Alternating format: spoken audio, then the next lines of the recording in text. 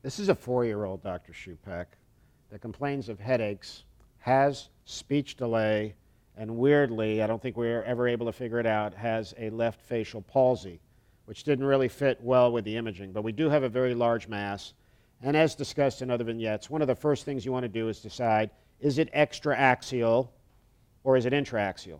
If it's intraaxial, maybe it would come from the brainstem or from the hypothalamus. Clearly, that's not the case. There's a plane of separation between it and the brainstem. But on the other hand, we also want to decide, is it of pituitary origin or is it a suprasellar mass coming down? And when you look very carefully here and we scroll around a little bit, there is pituitary tissue that's enhancing, a little bit U or J shaped in the pituitary fossa, separate from the lesion.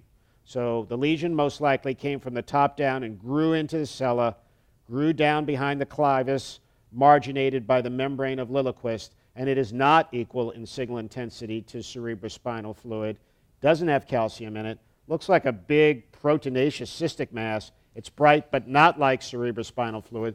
Look at the T1 inversion recovery axial image. It's as bright as the white matter, although clearly it is not white matter. So it has a very proteinaceous or blood-tinged or machine oil type of appearance.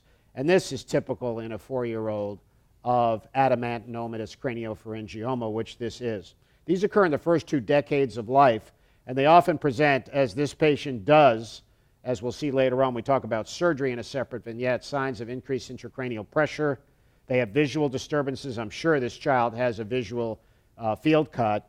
It's highly likely these patients with this size craniopharyngioma will have some element of pituitary hypofunction. They may get indirect stalk effect with a little bit of prolactin elevation, but the TSH could be low, so this could be a catastrophic scenario. And occasionally, these can even rupture like dermoids and lead to chemical meningitis.